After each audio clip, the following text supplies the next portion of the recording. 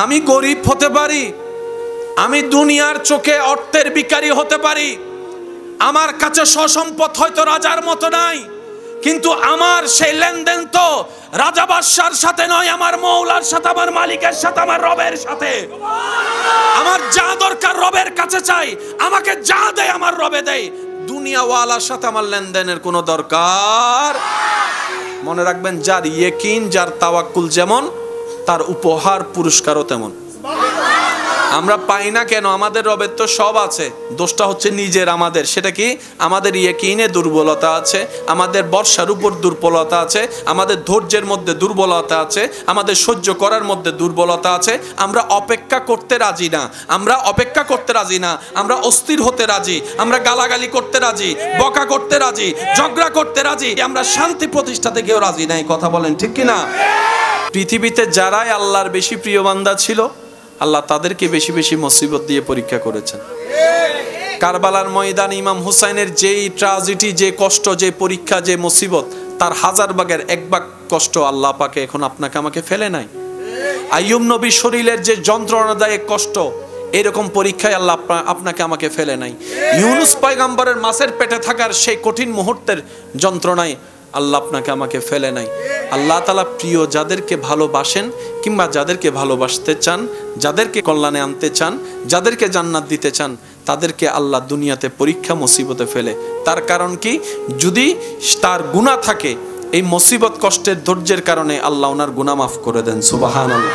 যখন উনি সেই রকম কষ্টে থাকতে থাকতে গুনাহ মাফ হয়ে যায়, এখন তার গুনাহ মাফ হওয়ার সুযোগ নেই, যেহেতু গুনাহই নাই, তখন আল্লাহ তাআলা ওনার মর্যাদা বাড়াইতে থাকেন, মর্যাদা বাড়াইতে থাকেন, সম্মান বাড়াইতে থাকেন, ইজ্জত বাড়াইতে থাকেন, ওনার ভ্যালু বাড়াইতে থাকেন, ওনার স্তর বাড়াই দিতে থাকেন। সুবহানাল্লাহ। আমরা অনেক সময় বলি, আল্লাহর কাছে এত দোয়া করি, আল্লাহ আমার দোয়া কবুল করে না, আল্লাহর কাছে চাই, আল্লাহ দেয় না। মনে রাখবেন, মুসলমানের দোয়া কখনো বিফলে যায় না। আপনি কোন একটা দোয়া করেছেন কার কাছে? আপনি আমি তো ভবিষ্যৎ জানি, তিনি তো সব। তখন আপনার আমার দোয়া চাইলে উনি দেয় না। ছোট বাচ্চা যদি আইফোন খুঁজে, আপনি দিবেন? সামর্থ্য থাকলেও তো আপনি দিবেন না, কারণ সে এখন আইফোনের যোগ্য হয়। বাচ্চার যদি খুব ঠান্ডা লাগে, আপনার সন্তান, আপনার কলিজার টুকরা যদি আপনাকে কান্না করে করে যদি পা ধরেও বলে, বাবা আমাকে একটা আইসক্রিম খাওয়াও, আইসক্রিম দাও, আপনার পকেটে সামর্থ্য থাকার পরও আপনি কি বাবা হিসেবে, মা হিসেবে, অভিভাবক হিসেবে আপনি কি আইসক্রিম দিবেন? তো অনেক সময় না দেওয়াটা কল্যাণের হয়। আমাদের কোনো চাওয়া যদি কবুল না হয়, বুঝবেন এখানে আমাদের জন্য কল্যাণ আর কল্যাণ আছে। সেজন্য আল্লাহ তাআলা আমাদেরকে দিচ্ছেন। দোয়া কবুল না হওয়ার কারণে যারা ধৈর্য ধারণ করেছে, রবের হিকমত বুঝার চেষ্টা করেছে, অপেক্ষা করেছে, তাদেরকে হাসরে নিয়ে যাওয়ার পরে আল্লাহ তাআলা ওই দোয়া কবুল না হওয়ার কারণে, ধৈর্য ধরার কারণে এমন পুরস্কার দিবেন, ওই ব্যক্তি পুরস্কার পেয়ে শুধু আফসোস করবে, ইস দুনিয়াতে আমার একটা দোয়া কবুল না হতো, দুনিয়াতে যদি আমার একটা দোয়া কবুল না হতো, আজকে তো আমার নিয়ামত আরো বেশি হতো। সেজন্য মুমিন বান্দা কখনো লসে থাকে না, মুমিন বান্দা কখনো লসে থাকে না। মুমিন বান্দা এমন লাভবান, হাঁটলো সওয়াব, বসলো সওয়াব, ব্যবসা করলো সওয়াব, কাজ করলো সওয়াব, এমনকি অজু করে ঘুমাইলো সওয়াব। আল্লাহ ভাঙ্গা জিনিসগুলোকে দিয়ে খুব সুন্দর করে জোড়া লাগায়, নতুন ভাবে জীবন দেয়। যতক্ষণ পর্যন্ত মেঘ ভাঙে না, বৃষ্টি হয় না, যতক্ষণ পর্যন্ত বীজ ফাটে না, ততক্ষণ পর্যন্ত চারা হয় না। সেজন্য ভরসাটা কার উপর? নবীর প্রেম অন্তরে রেখে, আদব তাজিম অন্তরে রেখে আল্লাহর উপর চোখ বন্ধ করে ভরসা। এতটুক বলবেন, আমার আল্লাহ আছে, আমার আল্লাহ যা সিদ্ধান্ত নিবে আমি সেই বান্দা হিসেবে সেটার উপর রাজি থাকব, খুশি থাকব। আল্লাহ বলে, বান্দা তুই কোন রকম দুনিয়াতে আমার দেওয়া অল্পতে যদি খুশি থাকতে পারস, হাসরে তোর অল্প আমল আমি খুশি হয়ে যাব। তুই দুনিয়াতে আমার উপর রাজি থেকে আয়, অভিযোগ করিস না, আফসোস করিস না। দুনিয়াবি কোনো ব্যাপারে আমার উপর নারাজ দেখায় মাথা ফাটাইস না। তুই আমি রবের সিদ্ধান্ত থেকে কোন রকম খুশি থেকে তুই কবরে ঈমানটা নিয়ে আয়। তুই দুনিয়াতে আমার উপর খুশি থাকবি, আমি রব বিনা হিসেবে হাসরে তোর উপর খুশি হয়ে যাব। আর জান্নাত তার জন্যই যার উপর আমি রব খুশি হব। বলেন না সুবহানাল্লাহ। এটা দুনিয়া, এখানে কষ্ট মুসিবত বিপদ আপদ লেগেই থাকবে। ওয়ালা নাবলুয়ান্নাকুম বিশাইইন মিনাল খাউফি ওয়াল জুই ওয়া নাকসিন মিনাল আমওয়ালি ওয়াল আনফুসি ওয়াস সামারাত। এটাই রবের নির্দেশনা। যতদিন এই পৃথিবীতে আপনার আমার নিঃশ্বাস নেওয়া হবে, বিপদ আপদ মুসিবত কষ্ট দুঃখ এর মধ্য দিয়ে আপনাকে আমাকে যেতে হবে। কিন্তু সৌভাগ্যবান তারা, জয়ী তারা, বিজয়ী তারা যারা সবরের সাথে নিজের সাথে বন্ধুত্ব রাখে। বলেন সুবহানাল্লাহ। এই দুনিয়াতে সবাই জিততে চায়, কেউ হারতে চায় না। আমরা জিতে মনে করি গোল্ডেন এ প্লাস পাইছি, জিতে গেছি। আচ্ছা, আপনি এসএসসি তে গোল্ডেন এ প্লাস পেলেন, ইন্টারে গিয়ে আপনি এ মাইনাস পাইলেন, এবার কি জিতা আছে নাকি হারা? আপনি সব সেক্টরে গোল্ডেন এ প্লাস পাইছেন, কিন্তু চাকরি হওয়ার আগের দিন আপনি পাগল হয়ে গেছেন। মাথায় রাখবেন, আমাদেরকে কেমন যেন একটা প্রতিযোগিতায় নেমে দেওয়া হয়েছে। ছোট্ট ছোট্ট বাচ্চারা নার্সারিতে যাওয়ার সময় দেখবেন ব্যাগের ভারে বইয়ের ওজনে হাঁটতেই পারে না, ওই ব্যাগটা মা বাবাকে অভিভাবককে নিতে হয়। এই ছোট্ট ছোট্ট বাচ্চারা এখন থেকে যদি এত প্রেশার নেয়, আগে তো খেলার একটা টাইম ছিল, ব্রেন ফ্রেশ হওয়ার একটা সময় ছিল, এখন তো এমনভাবে খেলার মাঠ বন্ধ হচ্ছে যে খেলারও কোনো সুযোগ। এই বাচ্চাগুলো কি করবে? ওদের স্মৃতি কি থাকবে ছোট্টবেলার? আল্লাহর ওয়াস্তে প্রতিযোগিতা হওয়ার দরকার নেই, পাশ করার দরকার নাই, জ্ঞান অর্জন করা হচ্ছে মূল বিষয়। তলাবুল ইলমি ফরিদাতুন আলা কুল্লি মুসলিমিন ওয়া মুসলিমাতিন। এইরকম পৃথিবীতে অনেক বড় ব্যবসায়ী আছেন যারা পড়ালেখায় তেমন ভালো ছিল না, কিন্তু ওনাদেরকে এমন আল্লাহ পাক দান করেছেন, ওনাদের ফ্যাক্টরিতে চাকরি নেওয়ার জন্য এখন গোল্ডেন এ প্লাস ওয়ালারা লাইন ধরে দাঁড়ায় আছে, কিন্তু উনি পরীক্ষার মধ্যে পাইছিলেন এ মাইনাস। তো সফলতাকে আপনি এটা চিন্তা করবেন না দুনিয়া যেভাবে দেখায়। মুসলমানদের আসল সফলতা কি? কাদ আফলাহা মান যাক্কাহা। আল্লাহ তাআলা বলে যে ভিতর বাহিরকে পবিত্র করে ফেললো সেই সফল হয়ে গেল, সেই সফল হয়ে গেল। যার চিন্তা পরিষ্কার, যার নজর পরিষ্কার, যার জবান পরিষ্কার, যার হাত পরিষ্কার, যা পা পরিষ্কার, যার মন পরিষ্কার, তার ছোট্ট ছোট্ট নেক আমল ও হাসরের ময়দানে বিশাল আকারের সওয়াবের পাহাড় হয়ে যাবে। আমি যখন পেটে ছিলাম আমার মা ঘুমাতে পারেনি, বমির জ্বালায় খেতে পারেনি, গন্ধ খাবারের, ভালো খাবারের গন্ধ পর্যন্ত সইতে পারেনি আমার মা। আমাকে দুনিয়াতে আলো দেখাতে গিয়ে ভালো করে হাঁটতে বসতে আমার মা পারেনি। রাতের ঘুমকে আমি নষ্ট করে দিয়েছি। আমার মা যখন সারাদিন কাজ করে ক্লান্ত শরীর নিয়ে রাত্রে একটু ঘুমাতে যেত, আমি সন্তান মায়ের পেটে থেকে কিছুক্ষণ ডানে লাথি মেরেছি, কিছুক্ষণ বামে লাথি মেরেছি। আমার সে লাথির যন্ত্রণায় আমার মা ব্যথা পেলেও কখনো উ শব্দ করেনি। আমার বাবার ঘুমটা ভেঙে যাবে বলে, আমার দাদির ঘুম ভেঙে যাবে বলে, আমার নানির ঘুম ভেঙে যাবে বলে বুঝতে দেয়নি। আল্লাহ গো, আমার মার জন্য আমি যদি চামড়া দিয়ে জুতোও বানাই দিই, আমার মা বাবার হক আমি আদায় করতে পারবো না। কিন্তু আজকে তো আমি অপারগ, কারণ এমন বাস্তবতা, কুল্লু নাফসিন যায়িকাতুল মউত, এটা এমন চির বাস্তব। চোখের সামনে থেকে সন্তানকে আজরাইল যখন নিয়ে যায়, মালাকুল মউত যখন নিয়ে যায়, কারো ধরে রাখার ক্ষমতা থাকে না। আল্লাহ গো, আমার মা এতদিন আমার কাছে ছিল, দূরে থাকলো মাটা বাবাটা আমার কাছে ছিল, সন্তানটা আমার কাছে ছিল, আজকে তো ইন্না লিল্লাহি ওয়া ইন্না ইলাইহি রাজিউন। মওলা তোমার দিকে চলে গিয়েছে, তোমার দিকে চলে গেল।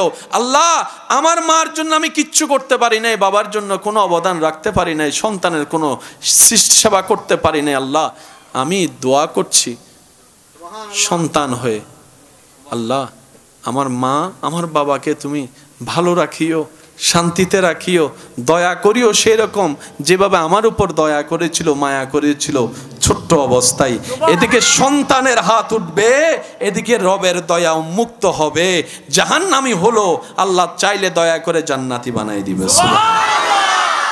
নামাজ পড়লে মন শান্ত হয়, নামাজ পড়লে মনের মধ্যে ভালোবাসা মায়া বেড়ে যায়, নামাজ পড়লে ঘুমটা ভালো হয়, নামাজ পড়লে খাবার দ্রুত হজম হয়, নামাজ পারফেক্টলি পড়তে জানলে হাঁটু এবং কোমরের যে শারীরিক যে হাড্ডির ব্যথা ওগুলো আস্তে আস্তে নিরাময় হয়। নামাজ পড়লে আপনার ঝগড়া করতে ইচ্ছা করে না, নামাজ পড়লে ক্ষমা করতে ইচ্ছা করে, নামাজ পড়লে মানুষের উপর দয়া করতে ইচ্ছা করে, নামাজ পড়লে অন্যের দোষ গোপন রাখতে ইচ্ছা করে, নামাজ পড়লে নম্র ভদ্র হয়ে চলতে ইচ্ছা করে। অর্থাৎ আল্লাহর পছন্দের গুণ যা সত্যিকারের ভালোভাবে নামাজ যদি আমরা পড়তে পারি, সব গুণ আমাদের ভিতর দান করে দিবেন। ইন্নাস সালাত তানহা আনিল ফাহশাই ওয়াল মুনকার, ওই নিয়ামত আল্লাহ আমাদের সবাইকে দান করে দিবেন, বলেন সুবহানাল্লাহ। আমাদের জীবনের বেশিরভাগ সময় নষ্ট হয়েছে শুধু অন্যের দোষ খুঁজতে, অন্যের দোষ ধরতে, অন্যের ভুল খুঁজতে খুঁজতে আমাদের জীবনের অর্ধেক সময় নিজে যে কত বড় আসামি হয়ে বসে আছি, কত বড় পাপ রাজ্যের বাসিন্দা হয়ে বসে আছি, কত বড় পাপের গভীর সমুদ্রে আপনার আমার অবস্থান, কখনো তওবা করার ইচ্ছাটাও জাগেনি, তওবা করার কখনো সুযোগও হয়নি, কখনো অন্তর কেঁপে ওঠেনি যে আমিও তো একদিন রবের দরবারে কাঠগড়াই আটকাই যাব, আমার তো পায়ের তলা থেকে মাথার চুল পর্যন্ত গুনার গুনাহ, গুনার গুনাহ, গুনার গুনাহ। কাশ আমি যদি অন্যের পিছনে না লেগে নিজের দোষগুলাকে খুঁজে খুঁজে অন্তর নরম করে রবের কাছে তওবা করতাম, আমার জীবনটাই সুন্দর হয়ে যেত, আখিরাতটাও সুন্দর হয়ে যেত। সুবহানাল্লাহ। একটু চোখ বন্ধ করে খেয়াল করলেই আপনার চোখে ভেসে উঠবে সেই স্কুল জীবনের কথা। ক্লাস 5, 6, 7, 8 ক্লাস করার কথা আপনার চোখে ভাসবে। যখন চোখ খুলে আয়নাতে নিজেকে দেখবেন, দেখবেন আপনার দাড়ি উঠে গেছে, বয়স হয়ে গেছে, আপনি এখন কলেজ ভার্সিটিতে বসে আছেন, কিংবা বাচ্চার বাপ হয়ে গেছেন, মা হয়ে গেছেন। সময় যে এত দ্রুত বিদায় নিচ্ছে, সপ্তাহের শুক্রবার খেয়াল করলে ভালো করে বোঝা যায়। এই কিছুদিন আগে শুক্রবারে জুমার নামাজ পড়েছি, আবার কালকে আবার শুক্রবার। প্রত্যেক সপ্তাহ শুক্রবার কত দ্রুত গতিতে আসতেছে আমাদের কাছে। তার মানে হায়াত। পথ যদি অনেক দূরের হয়, সময় যদি কম থাকে, আমরা জানি পরিশ্রম বাড়াই দিতে হয়। পাটিগণিতের অঙ্কে সেই শিক্ষাটাই আমাদেরকে দিয়েছে। জায়গা যদি হয় বিশাল, মানুষ যদি থাকে কম, তাহলে পরিশ্রম কি করতে হবে? বাড়াই দিতে হবে। বলেন, পরিশ্রম কি করতে হবে? আর যদি সময় কম থাকে, মানুষও কম থাকে, আপনাকে পরিশ্রম আরো ডবল করে দিতে হবে, না হলে অল্প সময়ে সেটা কভার দেওয়া সম্ভব। আল্লাহ তাআলা আমাদের সবাইকে দুনিয়াতে পাঠিয়েছেন শুধুমাত্র আখিরাতে ভালো থাকার বাজার করার জন্য। আমরা দুনিয়াতে আসছি বাজার করার জন্য। আখিরাতের দাড়ি পাল্লাই নেকির পাল্লাটা যেন ভারী করতে পারি, তাজরি মিন তাহতিহাল আনহার ওয়ালা জান্নাত যেন আল্লাহ তাআলা আমাদেরকে দেন, ওই ঘরে যেন আমাদের বসবাস হয়। ওই জান্নাতের ঘরে চির সুখ শান্তিতে থাকার জন্য এই দুনিয়াতে আখিরাতের বাজার করার জন্য এই যে আমাদের আশা, এই আশার মধ্যে আছে জীবনের প্রতিটা ক্ষণে ক্ষণে ভিন্ন ভিন্ন রূপে কিছু কিছু পরীক্ষা, যন্ত্রণা আপনার আমার জন্য অপেক্ষা করছে। একটু জোরে বলি, এই পৃথিবীতে আমরা যারা আছি কেউ কষ্টের বাইরে নয়। আপন আপন জায়গায় সবাই কষ্টে আছে। এক একজনের কষ্টের ধরন এক এক রকম। কেউ হার্ট রোগে কষ্ট পাচ্ছে, কেউ ডায়াবেটিসের রোগে কষ্ট পাচ্ছে। কষ্ট কষ্টই হয়, কষ্টের ভিন্নতায় সবাই কষ্টের মধ্যে আছে। কারণ এই দুনিয়াটা জান্নাত নয়, এটা দুনিয়া। এখানে কষ্ট, মুসিবত, বিপদ আপদ লেগেই থাকবে। ওয়ালা নাবলুয়ান্নাকুম বিশাইইন মিনাল খাউফি ওয়াল জুই ওয়া নাকসিন মিনাল আমওয়ালি ওয়াল আনফুসি ওয়াস সামারাত। এটাই রবের নির্দেশনা। যতদিন এই পৃথিবীতে আপনার আমার নিঃশ্বাস নেওয়া হবে, বিপদ আপদ, মুসিবত, কষ্ট, দুঃখ এর মধ্য দিয়ে আপনাকে আমাকে যেতে হবে। কিন্তু সৌভাগ্যবান তারা, জয়ী তারা, বিজয়ী তারা যারা সবরের সাথে নিজের সাথে বন্ধুত্ব রাখে। বলেন সুবহানাল্লাহ। রহমত করার জন্য রহমান আছে, কিন্তু তিনিও চান বান্দা কিছু নিজে থেকে করুক, চেষ্টা করুক, পরিশ্রম করুক। উনি করছেন, উনি করেছেন, উনি করবেন। ওনার দায়িত্ব উনি কখনো অবহেলা করে নাই, কখনো করে নাই। জঙ্গলের মধ্যেও যদি এখনো কোনো মানুষ একা আটকিয়ে থাকে, ওই জঙ্গলের গহীনের ভিতরও রহমানের নজর আছে। আছে না নাই? বিশাল বিশাল দানবাকৃতির জাহাজ, লোহার ভর, জিনিসের ভর, মানুষের ভর, হাজার কিছুর টনের ভর নিয়ে পানির উপর ভেসে থাকা সম্ভবপর নয়। যতই আপনি বৈজ্ঞানিক খাটান না কেন, আপনাকে মানতে হবে ওই পানির উপরে জাহাজ ভেসে থাকা, ওই হাজার যাত্রী নিয়ে, শত যাত্রী নিয়ে টন টন এই বিমান ভেসে থাকা আকাশের মধ্যে, এটাও রবের রহমতের নজর।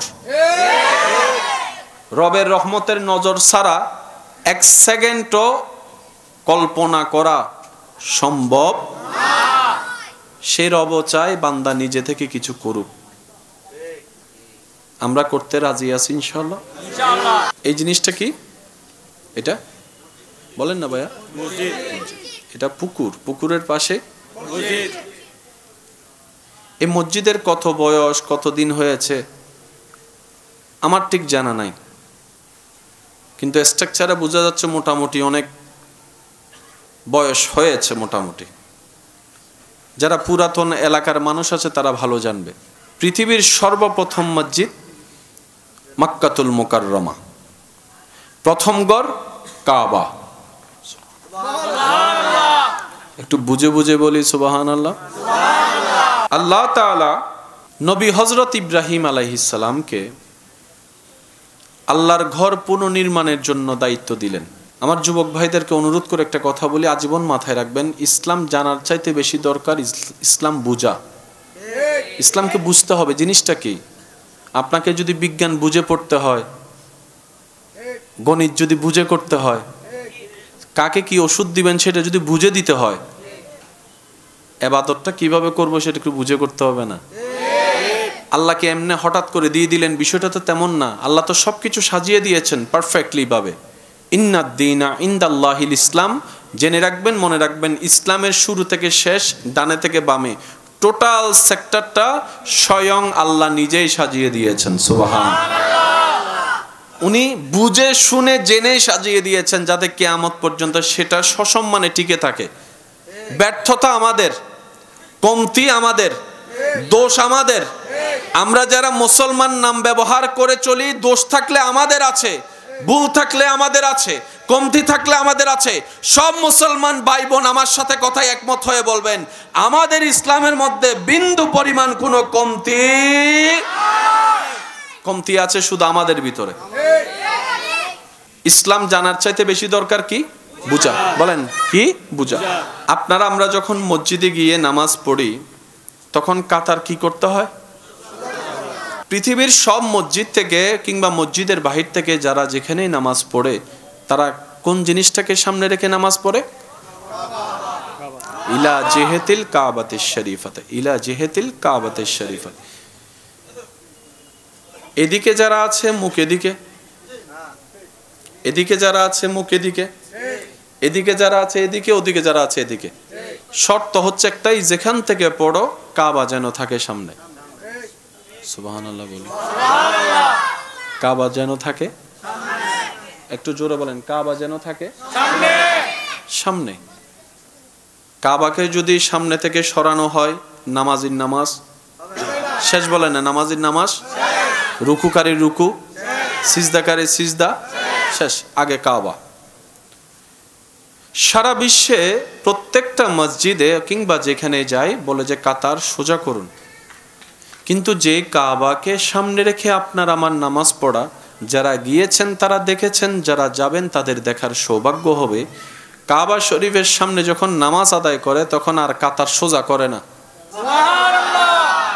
সব জায়গায় করে কি? সোজা। বলেন, সব জায়গায় করে কাঁধে কাঁধ মিলাই। কিন্তু সেই কাবার সামনে গেলে ইসলাম যে কত স্মুথ, কত ক্লিয়ার, কত সুন্দর, ইস, আমরা যদি একটু বোঝার চেষ্টা করতাম।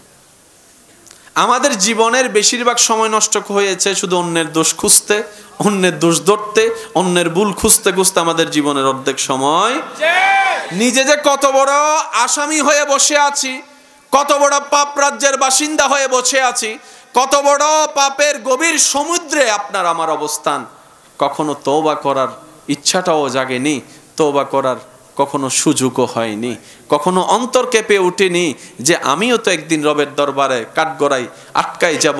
আমার তো পায়ের তলা থেকে মাথার চুল পর্যন্ত গুনার গুনাহ, গুনার গুনাহ, গুনার গুনাহ। কাশ আমি যদি অন্যের পিছনে না লেগে নিজের দোষগুলাকে খুঁজে খুঁজে অন্তর নরম করে রবের কাছে তওবা করতাম, আমার জীবনটাই সুন্দর হয়ে যেত, আখিরাতটাও সুন্দর হয়ে যেত। সুবহানাল্লাহ। আল্লাহ তাআলা ইব্রাহিম নবীকে দায়িত্ব দিলেন, তুমি আমার ঘরকে পুনর্নির্মাণ সুন্দর করে করো। এবার আপনারা একটু বলেন, কোন একটা কিছু বানাতে গেলে ইটের দরকার, সিমেন্টের দরকার, মিস্ত্রির দরকার, তারপরে হেল্পারের দরকার, এগুলো জিনিস আনা নেওয়ার জন্য মানুষের দরকার। আল্লাহ যখন ইব্রাহিম নবীকে এই আদেশ দিচ্ছেন তখন মক্কা নগরীর আশেপাশে কোনো সিমেন্টের দোকান, লোহার দোকান, আর একটু জোরে, পাথরের দোকান।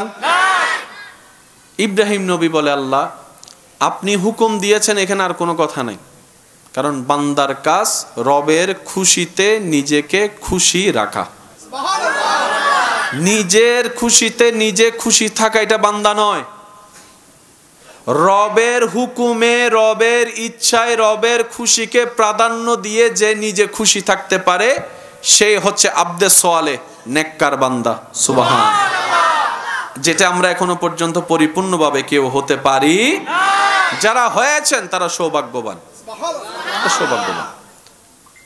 ইব্রাহিম নবী বললেন, আল্লাহ আপনার হুকুম তো আমি মানতে রাজি, ডিউটি করতে রাজি। আল্লাহ জিনিস তো দরকার। রব বলে যে হুকুম যেহেতু আমি দিয়েছি, জিনিসের ব্যবস্থাও আমি করে দিব। সচক্ষে কাবা দেখেছেন এমন কেউ এখানে আছেন? যারা হাত তুলেন, সমস্যা নেই। কাবা দেখেছেন, দেখেছেন, দেখেছেন। পৃথিবীর পাথরে রোদের আলো পড়লে তাপ বেড়ে যায়, হাঁটা যায় না। অনেকে শুক্রবার এখানে নামাজ পড়তে গেলে গরম হয়ে যায়। অনেক সময় মুসল্লি এখানে চলে আসে না, চলে আসে। কিন্তু কাবা শরীফের সাথে লাগা ওই পাথর মোবারক গুলা হাজার গরম রোদের ভিতরও কখনো গরম হয় না। সুবহানাল্লাহ। এই পাথর থেকে এমন একটা ঘ্রাণ বের হয়, যার নাক একবার লেগেছে ওনাকে একটু জিজ্ঞেস করবেন। মানুষ ধাক্কাধাক্কি পছন্দ করে না, মানুষ চাপাচাপি পছন্দ করে না, মানুষ অন্যের ঘামের সাথে লাগা পছন্দ করে না, মানুষ ব্যথা পাওয়া পছন্দ করে না। কিন্তু আশেকের চোখের সামনে যখন ওই কাবা চলে আসে তখন আর এই খবর থাকে না। হাজার মানুষের ভিতরও প্রতিযোগিতায় লেগে যায়, কাশ এই হাত দিয়ে যদি একবার কাবা ধরতে পারতাম। সুবহানাল্লাহ। কাশ এই হাতের স্পর্শ যদি একটু কাবা ধরতে পারতাম, গিলাফ ধরতে পারতাম।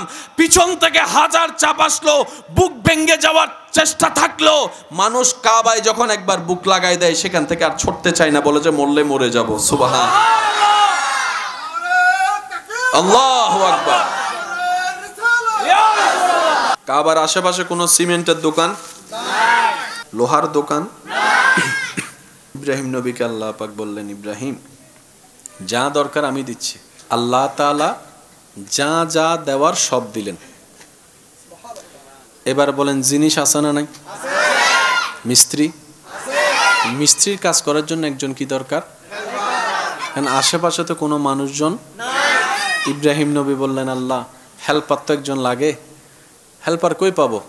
রব বলে যে তোমার থেকে তুমি বাছাই করে নাও, তোমার সন্তান তো দুইটা আছে, একজন বাছাই করো।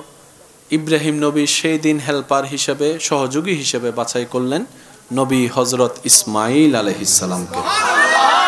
মনে রাখবেন, প্রত্যেকটা ঘটনার পিছনেও ঘটনা থাকে, রহস্য ছাড়া কিচ্ছু হয় না। আজকে যে ঘটনাটা আপনার চোখের সামনে ঘটতেছে, মনে রাখবেন এটার পিছনে একটা ইতিহাস আছে। কথা বলেন। আপনি দেখলেন মা বাবা সন্তানকে পিটাচ্ছে, এটা হচ্ছে বর্তমান। কি এমন ঘটনা ঘটাইলো যে মারলো আগে, সেটাও তো দেখতে হবে। কথা কি বুঝে যাচ্ছে? আল্লাহ তাআলা যখন দিলেন সবকিছু, ইব্রাহিম নবী বানানো শুরু করলেন। এবার আমার যুবক ভাইরা একটু আমাকে রিপ্লাই দিবেন, আপনারা যা জানেন, যেটাই আপনারা বলবেন আমি সেটা নিয়ে আগাবো। মসজিদের একটা ফাউন্ডেশন, ফাউন্ডেশন আপনি কত তালা তুলবেন সেটার উপর নির্ভর করে ফাউন্ডেশন দিতে হয়। যদি 6 তালার ফাউন্ডেশন দেন, আপনি বানাবেন কয় তালা? 1 তালার লোডটা আপনি সেফ রাখবেন যাতে ওভারলোড না হয়।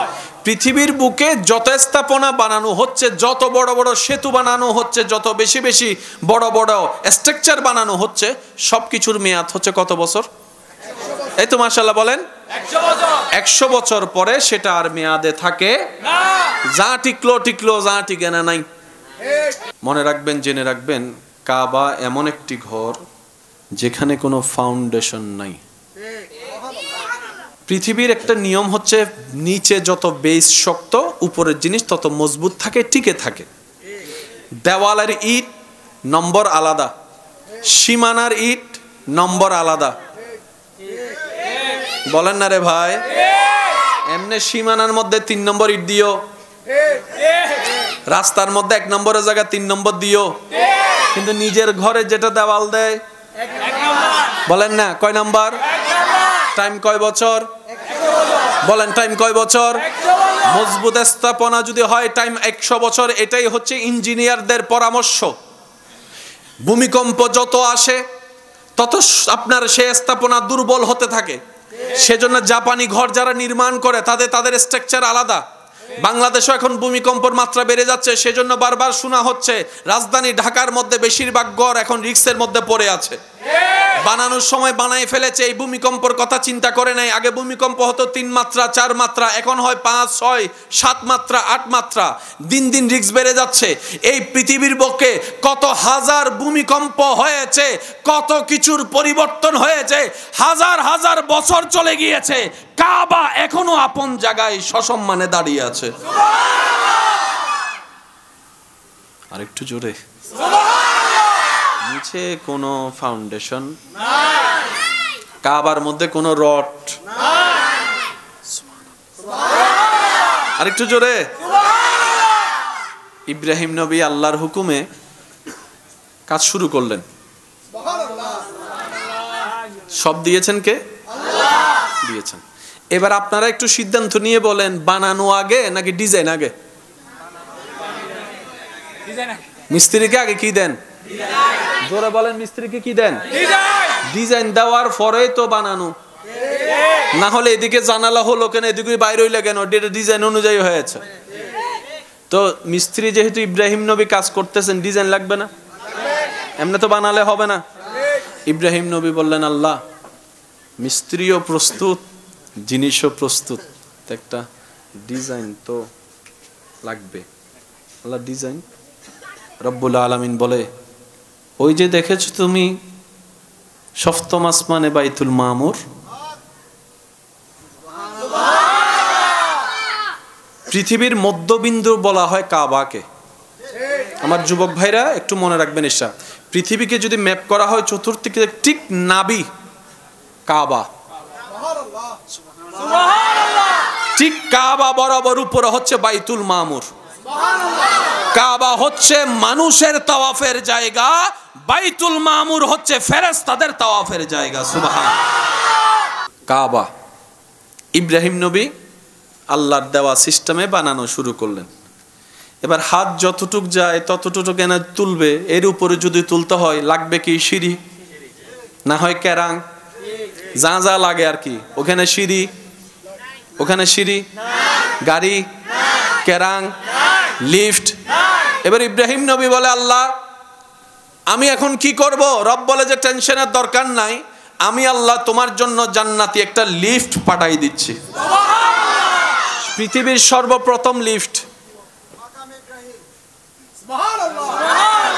পৃথিবীর সর্বপ্রথম লিফট আল্লাহ তাআলা বললেন পাঠাই দিলাম তোমার জন্য এমন একটা লিফট, শুধু সেখানে দাঁড়িয়ে মুখে আওয়াজ করার দরকার নাই, মনে মনে নিয়ত করবা, ডানে যাবা না, বামে যাবা না, উপরে যাবা না, নিচে যাবা, তুমি শুধু নিয়ত করবা, বাকি কাজ সে করে ফেলবে। আল্লাহু আকবার।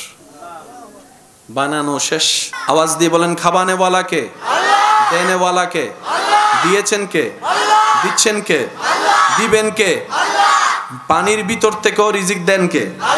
আকাশ থেকে রিজিক ফেলেন কে? জমিন থেকে রিজিক তুলেন কে? মার পেটে খাওয়াইছেন কে? দাঁত ছাড়া বুড়া মানুষে খাওয়ায় কে? ওই আল্লাহ আছে না নাই? দেখে কি দেখে না? দিতে পারে কি পারে না? সেই ঈমান বিশ্বাস আছে না নাই? যে বান্দার অন্তরে ওই রবের প্রতি ঈমান আকীদা বিশ্বাস থাকবে, তার 2 নম্বরই করে বাঁচতে হবে না, সে সততায় থাকবে, গায়েব থেকে রিজিক আল্লাহই ব্যবস্থা করে দিবেন। সুবহানাল্লাহ, আল্লাহু আকবার। বাকি যা আছে ইব্রাহিম নবী বললেন, আল্লাহ এগুলো আমি এখন কি করব? রব্বুল আলামিন বললেন, বন্ধু ইব্রাহিম যা আছে সব আকাশের দিকে ছুটে মারো। ইব্রাহিম নবীর আল্লাহর হুকুমে কাবা শরীফের অবশিষ্ট যা কিছু ছিল সব কিছু উপরের দিকে তুলে মানলেন। আল্লাহর হুকুমে ওই কণা কণা কাবার সম্পৃক্ত যা আল্লাহ পৃথিবীর আনাচে কানাচে ছড়াই দিয়েছেন। ওই কাবা নির্মাণের ছোট্ট অংশ পৃথিবীর যেই জায়গায় গিয়ে পড়েছে, কিয়ামতের একদিন আগে হলো সে জায়গায় একটা মসজিদ তৈরি হবে। এবার বুঝছেন পুকুরের পাশে কেন মসজিদ? মানুষ ঘর বানার আগে জায়গা কিনতে হয়, জায়গা কিনে নাম রেজিস্ট্রি করতে হয়, নাম রেজিস্ট্রি করে আবার নাম জারি করতে হয়, না হয় ঘর বানলে সমস্যা হবে। কিন্তু মসজিদ যেখানে হবে দেখবেন আগে বলে যে ওয়াকফ কর, জায়গা যার নামে ওয়াকফ কর। ওই কণা যেখানে পড়েছে আল্লাহর ঘর। এবার আল্লাহ ইব্রাহিম নবীকে দুনিয়াতে পাঠালেন কি ঘর বানানোর জন্য নাকি ইসলাম প্রচারের জন্য? তাহলে ওনার ডিউটি হচ্ছে যে ইসলাম প্রচার করা, কিন্তু আল্লাহ পাক দিয়েছেন এমন একটা কাজ যেটা ওনার নবুয়তের কাজের মধ্যে পড়ে না। এবার ইব্রাহিম নবী বললেন, আল্লাহ ওভার টাইম যেহেতু করছি বেতন দাও। এগুলো প্রেমের ভাষা, প্রেমের ভাষা। ইব্রাহিম নবী বলে যে আল্লাহ আমাকে বেতন দাও, আমার কাজ তো এটা না, তুমি বলেছো আমি করেছি, মালিক হুকুম করেছো গোলাম কাজ করেছি, কিন্তু পারিশ্রমিক বলতে একটা শব্দ আচ্ছা, পারিশ্রমিক দাও। একটু মনোযোগ, কি সৌভাগ্য আমাদের, একটু পরে বুঝতে পারবেন। আল্লাহ পাক বললেন, ইব্রাহিম বেতন হিসেবে কি চাও? যা চাইবা তা দিব, বলো। পাহাড় 3টাকে স্বর্ণ বানাই দিব? ইব্রাহিম বলে যে না আল্লাহ, আমার স্বর্ণের পাহাড় লাগবে না। সাগরকে তোমার জন্য হীরা বানাই দিব? আল্লাহ পাক যখন বললেন, ইব্রাহিম বলে যে না আল্লাহ, আমার হীরার সাগর লাগবে না। সন্তানকে আরো বাড়িয়ে দিব? ইব্রাহিম নবী বললেন, আল্লাহ আমার সন্তান আর লাগবে না। আল্লাহ পাক বললেন, তোমার সুস্থতা হায়াত বাড়িয়ে দিব? ইব্রাহিম নবী বলে যে আল্লাহ আমার সেটাও লাগবে না। আল্লাহ পাক বললেন, জান্নাতে তোমার জন্য ঘর আরো 3টা বরাদ্দ করে দিব? ইব্রাহিম নবী বলে যে আল্লাহ আমার সেটা লাগবে না। তা আল্লাহ পাক বলে, ইব্রাহিম চাও কি বন্ধু আমার, বলো তুমি কি চাও? এই যে পরিশ্রম করলা বেতন হিসেবে কি চাও? তোমার কি লাগবে বলো আমাকে, তোমার কি লাগবে বলো। আমি সেই দিনের সেই চিত্রটা কোরআনুল কারীমে এইভাবে উঠে এসেছে। ইব্রাহিম নবী আল্লাহকে বলে, আল্লাহ রব্বানা ওয়াবআস ফীহিম রাসূলাম, সুবহানাল্লাহ বলতে থাকি। ইব্রাহিম নবী দোয়ার মধ্যে বলছেন, রব্বানা ওয়াবআস ফীহিম রাসূলাম, আল্লাহ গো তোমার ভান্ডারে জমানো দুনিয়ার জন্য আসা ওই রকম রসুলদের ভিতরে দামি রসুলটা কাউকে দিও না, আমি ইব্রাহিমকে দাও, আমি ইব্রাহিমকে দাও, আমি ইব্রাহিমকে দাও। আল্লাহ তাআলা বলে, ইব্রাহিম গো লিস্টির মধ্যে রসুলের ভিতরে মূসার মতো রসুলও আছে যিনি কালিমুল্লাহ, ঈসার মতো রসুলও আছে যিনি রূহুল্লাহ, দাউদের মতো রসুলও আছে যিনি খলিফাতুল্লাহ। ও ইব্রাহিম তোমার কোনটা লাগবে? ইব্রাহিম নবী বলে, আল্লাহ সব রসুলে সম্মানিত, কিন্তু আমি ওগুলাকে চাই না। যিনি নবীদের নবী হবে, রসুলের রসুল হবে, ইমামুল আম্বিয়া হবে, তোমার বন্ধু হবে, তোমার মাহবুব হবে, তোমার হাবিবুল্লাহ হবে। রসুলাম আত-তানবীর লিত-তাযীম, রসুল জগতে সবচাইতে দামি রসুল কার কাউকে দিতে পারবে না, আল্লাহ আমার বংশে দিতে হবে। সুবহানাল্লাহ। ওই দিন ওই দোয়া আল্লাহ কবুল করে আমাদের নবীকে ইব্রাহিম নবীর বংশে আসার জন্য আল্লাহ তাআলা। এবার ইব্রাহিম নবীর সন্তান কয়জন? একজন ইসমাইল নবী, একজন ইসহাক নবী। আসলে তো দুজনের একজনের মাধ্যমে আসতে হবে। যুবকরা আওয়াজ দিয়ে বলেন, দুইজনেই তো দাবিদার, কারণ চেয়েছেন ইব্রাহিম নবী, পেয়েছেন ইব্রাহিম নবী, দুজন এসেছেন ইব্রাহিম নবী থেকে, দুজনে তো হকদার।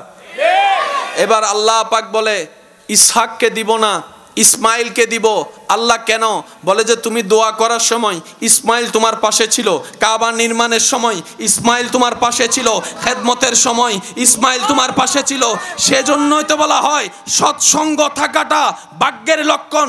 যখন আল্লাহ নেককারকে ক্ষমা করে, নেককার পাশে থাকলে বদকারও মাপ পেয়ে যায়। সুবহানাল্লাহ। ইসমাইল যেহেতু পাশে, ইসমাইলের বংশে দিয়ে আমি আল্লাহ। সেজন্য ইসমাইল নবী থেকে শুরু করে আমাদের নবী পর্যন্ত অনেকজন এসেছে পৃথিবীতে, কিন্তু একজনও নবী আসে নাই। দোয়া করেছেন নবী ইব্রাহিম আলাইহিস সালাম, ওনার সন্তান ইসমাইল আলাইহিস সালাম। কার জন্য? আমাদের নবীকে পাওয়ার জন্য। আমাদের নবীকে আল্লাহ পাঠিয়েছেন সে বংশে যে বংশের পূর্বপুরুষে আছেন হযরত ইসমাইল হয়ে ইব্রাহিম নবী। তো ইসমাইল নবী থেকে আমাদের নবী পর্যন্ত মাঝখানে কেউ আসে নাই। অনেকজন আসছে, বান্দা এসেছে, নবী আসে নাই। শুধু একজন এসেছে, হায় হায় হায় সুবহানাল্লাহ। ইসমাইল নবীর বংশে একটা মাত্র নবী এসেছে, এই একজনেই সবার উপর বাড়ি। ঈসা নবী এসেছেন ইসহাক নবীর বংশে। মুসা নবী এসেছেন ইসহাক নবীর বংশে। আরো ইসহাক নবী থেকে শুরু করে, ঈসা নবী থেকে শুরু করে ইসহাক নবী পর্যন্ত অনেক নবী, অনেকজন এসেছেন, অনেকজন এসেছেন। অনেক সময় একই সময় দুইজনও এসেছেন, দুইজনও ছিলেন। কিন্তু ইসমাইল নবী থেকে আমাদের নবী পর্যন্ত কোনো নবী রসুলকে আল্লাহ পাঠায় নাই। ওই ভাইয়ের বংশে পাঠাচ্ছে। ইসমাইল নবী বলে, আল্লাহ আমার বংশ দিয়ে কাউকে পাঠাবা না, আমার ভাইয়ের বংশ থেকে সব, এদিকে নবী ওদিকে নবী, এদিকে রসুল ওদিকে নবী, এদিকে কিতাবওয়ালা ওদিকে সহিফাওয়ালা ওদিকে মোজাজাওয়ালা। আল্লাহ আমার বংশ তো আন্ধার হয়ে যাচ্ছে, আমার বংশ আন্ধার হয়ে যাচ্ছে। আল্লাহ পাক বলে, ইসমাইল সবর করো, এমন একজনকে পাঠাবো,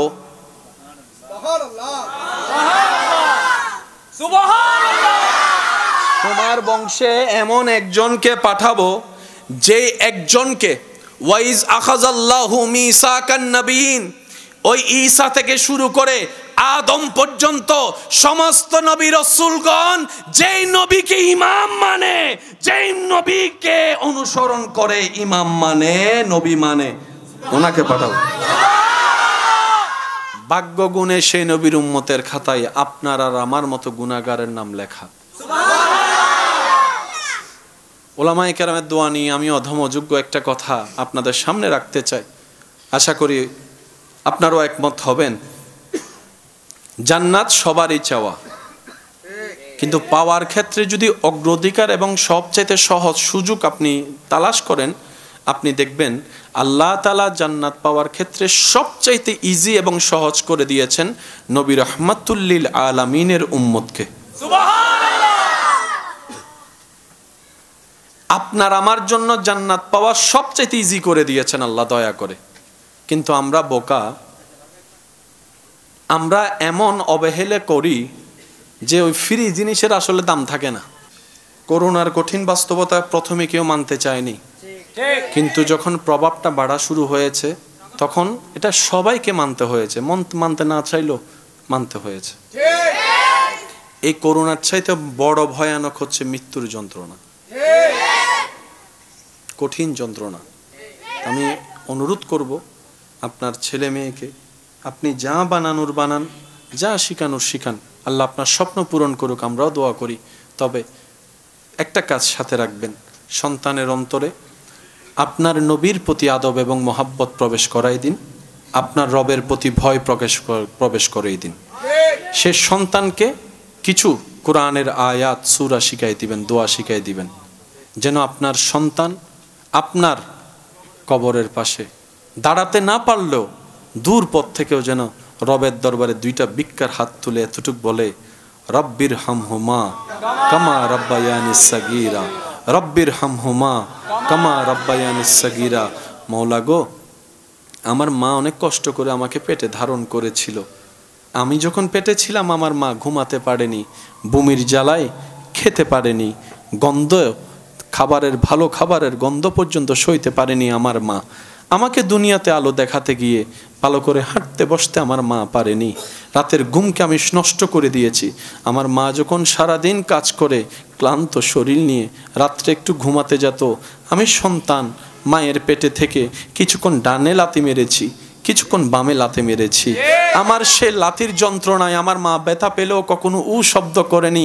আমার বাবার ঘুমটা ভেঙে যাবে বলে, আমার দাদির ঘুম ভেঙে যাবে বলে, আমার নানির ঘুম ভেঙে যাবে বলে বুঝতে দেয়নি। আল্লাহ গো, আমার মার জন্য আমি যদি চামড়া দিয়ে জুতোও বানাই দিই, আমার মা বাবার হক আমি আদায় করতে পারবো না। কিন্তু আজকে তো আমি অপারগ, কারণ এমন বাস্তবতা, কুল্লু নাফসিন যায়িকাতুল মউত, এটা এমন চির বাস্তব। চোখের সামনে থেকে সন্তানকে আজরাইল যখন নিয়ে যায়, মালাকুল মউত যখন নিয়ে যায়, কারো ধরে রাখার ক্ষমতা থাকে না। আল্লাহ গো, আমার মা এতদিন আমার কাছে ছিল, দূরে থাকলো মাটা বাবাটা আমার কাছে ছিল, সন্তানটা আমার কাছে ছিল। আজকে তো ইন্না লিল্লাহি ওয়া ইন্না ইলাইহি রাজিউন, মওলা তোমার দিকে চলে গিয়েছে, তোমার দিকে চলে গেল। আল্লাহ, আমার মার জন্য আমি কিচ্ছু করতে পারি নাই, বাবার জন্য কোনো অবদান রাখতে পারি নাই, সন্তানের কোনো সেবা করতে পারি নাই। আল্লাহ, আমি দোয়া করছি সন্তান হয়ে, আল্লাহ আমার মা আমার বাবাকে তুমি ভালো রাখিও, শান্তিতে রাখিও, দয়া করিও সেরকম যেভাবে আমার উপর দয়া করেছিল, মায়া করেছিল ছোট্ট অবস্থায়। এদিকে সন্তানের হাত উঠবে, এদিকে রবের দয়া উন্মুক্ত হবে, জাহান্নামী হলো আল্লাহ চাইলে দয়া করে জান্নাতি বানাই দিবে। সুযোগ আছে, কিন্তু আমরা গাদারা সুযোগ নিতে জানি না। আমাদের হাঁটার একটা ইজ্জত আছে, আমাদের বসার একটা ইজ্জত আছে, আমাদের যাওয়ার একটা ইজ্জত আছে। মুসলমান হচ্ছে সত্যিকার মুসলমান, আমাদের মতো মুসলমানের কথা বলছি না, সত্যিকার আল্লাহ এবং রসুলের প্রিয় মুসলমান হচ্ছে পৃথিবীর সবচাইতে স্ট্যান্ডার্ড। ওনাদের স্ট্যান্ডার্ড লেভেল ভিআইপি কেও হার মানায়। হযরত নিজামউদ্দিন মেহবুব ইলাহির ডাকা পাঠালো তৎকালীন বাদশাহ নিজামউদ্দিন, আল্লাহর ওলি, উত্তর দিচ্ছেন দুনিয়ার মানুষ তো রাজা বাদশার সাথে, প্রধানমন্ত্রীর সাথে, রাষ্ট্রপ্রধানের সাথে একটু দেখা করার জন্য, একটু সেলফির জন্য পাগল হয়ে যায়, কিন্তু যারা আল্লাহর প্রিয় বান্দা, সুবহানাল্লাহ, ওনাদের সাথে দেখা করতে চাচ্ছে দুনিয়ার রাজা। উনি উত্তর দিলেন, হায় হায় হায়, আমার কোনো প্রয়োজন নাই, আমি যাব কেন? প্রয়োজন যার সে আসবে। আমি গরিব হতে পারি, আমি দুনিয়ার চোখে অর্থের ভিখারি হতে পারি, আমার কাছে সসম্পদ হয়তো রাজার মতো নাই, কিন্তু আমার সেই লেনদেন তো রাজা বাদশার সাথে নয়, আমার মওলার সাথে, আমার মালিকের সাথে, আমার রবের সাথে। আমার যা দরকার রবের কাছে চাই, আমাকে যা দেয় আমার রবে দেয়। দুনিয়াওয়ালার সাথে আমার লেনদেনের কোনো দরকার। মনে রাখবেন, যার ইয়াকিন, যার তাওয়াক্কুল যেমন, তার উপহার পুরস্কারও তেমন। আমরা পাই না কেন? আমাদের রবের তো সব আছে, দোষটা হচ্ছে নিজের আমাদের। সেটা কি? আমাদের ইয়াকিনে দুর্বলতা আছে, আমাদের বর্ষার উপর দুর্বলতা আছে, আমাদের ধৈর্যের মধ্যে দুর্বলতা আছে, আমাদের সহ্য করার মধ্যে দুর্বলতা আছে। আমরা অপেক্ষা করতে রাজি না, আমরা অপেক্ষা করতে রাজি না, আমরা অস্থির হতে রাজি, আমরা গালাগালি করতে রাজি, বকা করতে রাজি, ঝগড়া করতে রাজি, আমরা শান্তি প্রতিষ্ঠাতে কেউ রাজি নাই। কথা বলেন ঠিক কিনা? আওয়াজ দিয়ে বলেন, দোষ কাদের? আর একটু জোরে বলেন, দোষ কাদের? আল্লাহ পাক আমাদেরকে একটু মানুষ বানার তৌফিক দান করুন। ইন্নাল্লাহা ইউহিব্বুল মুহসিনিন। সবাই রবকে ভালোবাসতে চায়, সে রব বলছেন আমি ভালোবাসি তাদেরকে যারা মুহসিন বান্দা, যারা সততার সাথে থাকার চেষ্টা করে, যারা নরম, ভদ্র, নম্রতাকে পছন্দ করে, যাদের জবানকে অন্যায় কাজে, অশ্লীলতায় ব্যবহার করে না, যাদের চোখ হেফাজতে রাখার চেষ্টা করে, হাতকে হেফাজতে রাখার চেষ্টা করে, মান সালিমাল মুসলিমুনা মিন লিসানিহি ওয়া ইয়াদিহি, আমল করার চেষ্টা করে, যাদের অন্তরের বিশালতা সাগরের বিশালতাকে হার মানায়। সুবহানাল্লাহ! আর একটু জোরে বলেন, সুবহানাল্লাহ! যাদের মনের বিশালতা সাগরের বিশালতাকে এমনভাবে হার মানায়, সাগর যেরকম পৃথিবীর সমস্ত ময়লা আবর্জনাকে নিজের কাছে নিয়ে পৃথিবীকে পরিষ্কার রাখে, আমার সেই মুহসিন বান্দারা সবার কষ্ট নিজের ভিতরে লালন করে হলেও মানুষের মুখে হাসি ফুটানোর চেষ্টা করে। সুবহানাল্লাহ! তাদের অন্তর, তাদের চিন্তা আকাশের বিশালতাকে হার মানায়। কি রকম? এই আকাশ যেরকম সারা পৃথিবীকে একটা ছায়া ধরে ছাদের মতো হয়ে আছে, আমার সেই বান্দারা মানুষের বিপদে আপদে কষ্টে সেভাবে পাশে থাকার চেষ্টা করে তার সামর্থ্য অনুযায়ী, তার তৌফিক অনুযায়ী। মুহসিন বান্দা তারা যারা মানুষের পথ চলার রাস্তা সহজ করে দেয়। মুহসিন বান্দা তারা অভাবের পাশে দাঁড়িয়ে অভাব দূর করার চেষ্টা করে। সুবহানাল্লাহ। আমার মুহসিন বান্দা তারা যারা প্রতিশোধ নেওয়ার ক্ষমতা থাকার পরেও আমি রবকে খুশি করার জন্য হাসি মুখে ক্ষমা করে দেয়, মাফ করে দেয়, কোনো দাবি রাখে না। মুহসিন বান্দা তারা যারা নিজের পাশে আত্মীয় স্বজনের খবর রাখে। মুহসিন বান্দা তারা যারা আমি রবের খুশিতে সর্বদা নিজেকে খুশি রাখে। সুবহানাল্লাহ। আমি আল্লাহ সেই ধৈর্যশীল সহনশীল মুহসিন বান্দাদেরকে আমি আল্লাহ নিজে ভালোবাসি। এবার কেউ যদি আপনাকে প্রশ্ন করে, মার তো 2টা দেওয়ার ক্ষমতা তোর আছে, ছেড়ে দিলি কেন? আপনি উত্তর দিবেন, আমার রবকে খুশি করার জন্য, রবের ভালোবাসার পাত্র হওয়ার জন্য আমি ক্ষমা করে দিয়েছি। সুবহানাল্লাহ। আর একটু জোরে বলেন সুবহানাল্লাহ। ক্ষমা করলে কি ইজ্জত কমে না বাড়ে? বলেন বলেন, ক্ষমা করলে ইজ্জত কমে না বাড়ে? বাড়িয়ে দেন কে? বাড়িয়ে দেন কে? ওই দিন আমি একটা বিষয় পড়ে বড় অবাক হয়েছে। একটা সাইকোলজিক্যাল ডাক্তার ওনার গবেষণা করে উনি একটা স্টেটমেন্ট দিলেন, এই পৃথিবীতে তুলনামূলক সে মানুষগুলো খুব ভালো থাকে যারা মানুষকে ক্ষমা করে। এটা ওনার গবেষণা। উনি বলছেন ওনার গবেষণায় যে সমস্ত মানুষ অন্যকে ক্ষমা করে, কারো প্রতি হিংসা রাখে না, কারো প্রতি রাগ রাখে না, অভিমান রাখে না, তুলনামূলকভাবে অন্য মানুষের তুলনায় তাদের শরীর, তাদের ব্রেন, তাদের মেন্টালিটি, তাদের শক্তি অনেকটাই ভালো থাকে। উনি গবেষণা করে পরামর্শ দিলেন, ক্ষমা করে দাও যদি সুস্থ থাকতে চাও। হিংসা করিও না, কারো অন্তরে হিংসা রাখিও না, কারো প্রতি অন্তরে। ক্ষমা করে দাও, ছেড়ে দাও, লোভ ছেড়ে দাও, অহংকার ছেড়ে দাও, আমিত্ব ছেড়ে দাও যদি ভালো থাকতে চাও। একই পরামর্শ 1450 বছর আগে নবী রহমতুল্লিল আলামিন আমাদেরকে দিয়েছেন। সুবহানাল্লাহ। ইসলাম মানে শুধু পরকালীন শান্তি নয়, কবরে হাসরে কি হবে আমার, কবরে কি হবে, মুসিবতে না পাই যদি, মুসিবতে না পাই যদি, করুণা তোমার, কবরে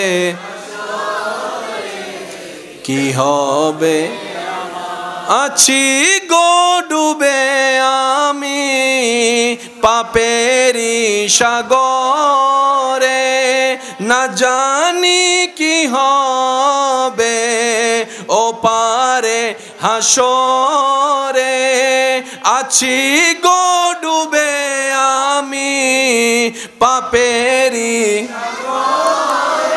না জানি কি হবে ও পারে, তোমারি সুপারিশ বিনে, তোমারি সুপারিশ বিনে কেমনে হব পার, কবরে কি হবে আমার, কবরে হাসরে। উচ্চ আওয়াজ একবার বলি আলহামদুলিল্লাহ। আমার ভাইরা সর্বদা মাথায় রাখবেন, এই দুনিয়াতে সবাই জিততে চায়, কেউ হাঁটতে চায় না। আমরা জিতা মনে করি গোল্ডেন এ প্লাস পাইছি, জিতে গেছি। আচ্ছা, আপনি এসএসসি তে গোল্ডেন এ প্লাস পেলেন, ইন্টারে গিয়ে আপনি এমএনএস পাইলেন, এবার কি জিতা আছে নাকি হারা? আপনি সব সেক্টরে গোল্ডেন এ প্লাস পাইছেন, কিন্তু চাকরি হওয়ার আগের দিন আপনি পাগল হয়ে গেছেন। মাথায় রাখবেন, আমাদেরকে কেমন যেন একটা প্রতিযোগিতায় নেমে দেওয়া হয়েছে। ছোট্ট ছোট্ট বাচ্চারা নার্সারিতে যাওয়ার সময় দেখবেন ব্যাগের ভারে, বইয়ের ওজনে হাঁটতেই পারে না, ওই ব্যাগটা মা বাবাকে, অভিভাবককে নিতে হয়। এই ছোট্ট ছোট্ট বাচ্চারা এখন থেকে যদি এত প্রেসার নেয়, আগে তো খেলার একটা টাইম ছিল, ব্রেন ফ্রেশ হওয়ার একটা সময় ছিল, এখন তো এমনভাবে খেলার মাঠ বন্ধ হচ্ছে যে খেলারও কোনো সুযোগ। এই বাচ্চাগুলো কি করবে? ওদের স্মৃতি কি থাকবে ছোট্টবেলার? আল্লাহর ওয়াস্তে প্রতিযোগিতা হওয়ার দরকার নাই, পাশ করার দরকার নাই, জ্ঞান অর্জন করা হচ্ছে মূল বিষয়। তলাবুল ইলমে ফরিদাতুন আলা কুল্লি মুসলিমিন ওয়া মুসলিমাতিন। এইরকম পৃথিবীতে অনেক বড় ব্যবসায়ী আছেন যারা পড়ালেখায় তেমন ভালো ছিল না, কিন্তু ওনাদেরকে এমন আল্লাহ পাক দান করেছেন, ওনাদের ফ্যাক্টরিতে চাকরি নেওয়ার জন্য এখন গোল্ডেন এ প্লাস ওয়ালারা লাইন ধরে দাঁড়ায় আছে, কিন্তু উনি পরীক্ষার মধ্যে পাইছিলেন এ মাইনাস। তো সফলতাকে আপনি এটা চিন্তা করবেন না দুনিয়া যেভাবে দেখায়। মুসলমানদের আসল সফলতা কি? কাদ আফলাহা মান যাক্কাহা। আল্লাহ তাআলা বলে যে ভিতর বাহিরকে পবিত্র করে ফেললো সেই সফল হয়ে গেল, সেই সফল হয়ে গেল। যার চিন্তা পরিষ্কার, যার নজর পরিষ্কার, যার জবান পরিষ্কার, যার হাত পরিষ্কার, যা পা পরিষ্কার, যার মন পরিষ্কার, তার ছোট্ট ছোট্ট নেক আমল ও হাসরের ময়দানে বিশাল আকারের সওয়াবের পাহাড় হয়ে যাবে। জীবন চলার পথে পরীক্ষা আছে না নাই? আসবে কি আসবে না? আমরা অল্প অল্প পরীক্ষায় ভেঙে পড়ি, কিন্তু আপনি যদি একটু ঠান্ডা মাথায় গবেষণা করে দেখেন, আপনি দেখবেন পৃথিবীতে যারাই আল্লাহর বেশি প্রিয় বান্দা ছিল, আল্লাহ তাদেরকে বেশি বেশি মুসিবত দিয়ে পরীক্ষা করেছেন। কারবালার ময়দানে ইমাম হুসাইনের যেই ট্র্যাজেডি, যে কষ্ট, যে পরীক্ষা, যে মুসিবত, তার হাজার ভাগের এক ভাগ কষ্ট আল্লাহ পাকে এখন আপনাকে আমাকে ফেলে নাই। আইয়ুব নবীর শরীরের যে যন্ত্রণাদায়ক কষ্ট, এরকম পরীক্ষায় আল্লাহ আপনাকে আমাকে ফেলে নাই। ইউনুস পয়গম্বরের মাছের পেটে থাকার সেই কঠিন মুহূর্তের যন্ত্রণায় আল্লাহ আপনাকে আমাকে ফেলে নাই। আল্লাহ তাআলা প্রিয় যাদেরকে ভালোবাসেন কিংবা যাদেরকে ভালোবাসতে চান, যাদেরকে কল্যাণে আনতে চান, যাদেরকে জান্নাত দিতে চান, তাদেরকে আল্লাহ দুনিয়াতে পরীক্ষা মুসিবতে ফেলে। তার কারণ কি? যদি তার গুনাহ থাকে, এই মুসিবত কষ্টের ধৈর্যের কারণে আল্লাহ ওনার গুনাহ মাফ করে দেন। সুবহানাল্লাহ। যখন উনি সেই রকম কষ্টে থাকতে থাকতে গুনাহ মাফ হয়ে যায়, এখন তার গুনাহ মাফ হওয়ার সুযোগ নেই, যেহেতু গুনাহই নাই, তখন আল্লাহ তাআলা ওনার মর্যাদা বাড়াইতে থাকেন, মর্যাদা বাড়াইতে থাকেন, সম্মান বাড়াইতে থাকেন, ইজ্জত বাড়াইতে থাকেন, ওনার ভ্যালু বাড়াইতে থাকেন, ওনার স্তর বাড়াই দিতে থাকেন। সুবহানাল্লাহ। আমরা অনেক সময় বলি আল্লাহর কাছে এত দোয়া করি, আল্লাহ আমার দোয়া কবুল করে না, আল্লাহর কাছে চাই আল্লাহ দেয় না। মনে রাখবেন, মুসলমানের দোয়া কখনো বিফলে যায় না। আপনি কোন একটা দোয়া করেছেন কার কাছে? আপনি আমি তো ভবিষ্যৎ জানি, তিনি তো সব তখন আপনার আমার দোয়া চাইলে উনি দেয় না। ছোট বাচ্চা যদি আইফোন খুঁজে আপনি দিবেন? সামর্থ্য থাকলেও তো আপনি দিবেন না, কারণ সে এখন আইফোনের যোগ্য হয়। বাচ্চার যদি খুব ঠান্ডা লাগে, আপনার সন্তান, আপনার কলিজার টুকরা যদি আপনাকে কান্না করে করে যদি পা ধরেও বলে বাবা আমাকে একটা আইসক্রিম খাওয়াও, আইসক্রিম দাও, আপনার পকেটে সামর্থ্য থাকার পরও আপনি কি বাবা হিসেবে, মা হিসেবে, অভিভাবক হিসেবে আপনি কি আইসক্রিম দিবেন? তো অনেক সময় না দেওয়াটা কল্যাণের হয়। আমাদের কোনো চাওয়া যদি কবুল না হয়, বুঝবেন এখানে আমাদের জন্য কল্যাণ আর কল্যাণ আছে। সেজন্য আল্লাহ তাআলা আমাদেরকে দিচ্ছেন। হয়তো এখন কল্যাণ নয় তাই দিচ্ছে না, পরে দিবেন। আবার হয়তো আজীবনের জন্য কল্যাণ নয়, সেজন্যই দিচ্ছে না। আমরা অনেক সময় নিজের বিপদ নিজে ডাকি, কল্যাণ না যেন আল্লাহর কাছে চাইতে চাইতে চাইতে চাইতে চাইতে চাইতে একদম চোখের পানি সব শেষ, তখন আল্লাহ পাক বলে যাচ্ছে দদল। এই যে দেয় আমরা পাই, শেষ পর্যন্ত ওই মানুষটাই, ভালোবাসার প্রিয় মানুষটা একসময় বিষের মানুষ হয়ে যায়। তারপরে বলে যে তোরে বিয়া করে আমার জীবন। সেজন্য মসজিদে খুশি থাকতে হবে কার? আর একটু জোরে বলেন। আপনার আমার চাওয়ার ধরনটা হবে এমন, আল্লাহ আমার জন্য কি ভালো তুমি জানো, আমি আমার মনের চাওয়াকে গুরুত্ব দিচ্ছি না, আমি তোমার উপর ছেড়ে দিয়েছি। কারণ আমি জানি আমার সবচাইতে বড় ওয়াকিল তুমি আল্লাহ। আমার সব চাওয়া পাওয়া স্বপ্ন সবকিছু আমি তোমার মর্জির উপর ছেড়ে দিয়েছি। আল্লাহ তুমি আমাকে দান করিও, সেই দানটা আসা পর্যন্ত আমাকে একটু সবর করার মতো ধৈর্য ধারণ করার তৌফিক দিও। আর কখনো না পাওয়া থাকবে, কখনো অপূর্ণতা থাকবে। আমরা তো ওই নগদে চাইয়া ফেলি, এখন দিতে হবে। আমি কি বুঝাতে পারছি কথা? আল্লাহ তাআলা আমাদেরকে সবরওয়ালা বান্দা বানার তৌফিক দান করুন। আল্লাহর মর্জিতে খুশি থাকার আল্লাহ সে তৌফিক আমাদের সবাইকে দান করুন। মনে রাখবেন, আল্লাহর সিদ্ধান্ত বড় হিকমতওয়ালা। আল্লাহর হিকমত, সিদ্ধান্ত বুঝার মতো জ্ঞান বুদ্ধি আপনি ঠান্ডা মাথায় খেয়াল করলে দেখবেন, আল্লাহ ভাঙ্গা জিনিসগুলোকে দিয়ে খুব সুন্দর করে জোড়া লাগায়, নতুনভাবে জীবন দেয়। যতক্ষণ পর্যন্ত মেঘ ভাঙে না, বৃষ্টি হয় না, যতক্ষণ পর্যন্ত বীজ ফাটে না, ততক্ষণ পর্যন্ত চারা হয় না। সেজন্য ভরসাটা কার উপর? নবীর প্রেম অন্তরে রেখে, আদব তাজিম অন্তরে রেখে আল্লাহর উপর চোখ বন্ধ করে ভরসা। এতটুক বলবেন, আমার আল্লাহ আছে, আমার আল্লাহ যা সিদ্ধান্ত নিবে আমি সেই বান্দা হিসেবে সেটার উপর রাজি থাকব, খুশি থাকব।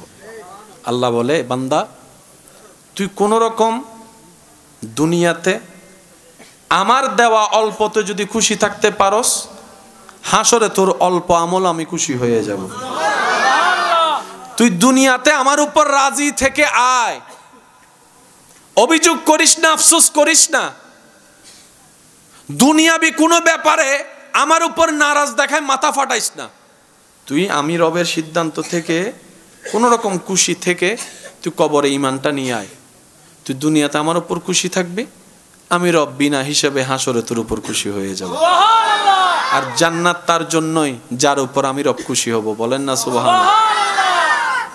হাদিসের মধ্যে এসেছে, অনেক দোয়া কবুল না হওয়ার কারণে যারা ধৈর্য ধারণ করেছে, রবের হিকমত বুঝার চেষ্টা করেছে, অপেক্ষা করেছে, তাদেরকে হাসরে নিয়ে যাওয়ার পরে আল্লাহ তাআলা ওই দোয়া কবুল না হওয়ার কারণে, ধৈর্য ধরার কারণে এমন পুরস্কার দিবেন, ওই ব্যক্তি পুরস্কার পেয়ে শুধু আফসোস করবে, ইস দুনিয়াতে আমার একটা দোয়া কবুল না হতো,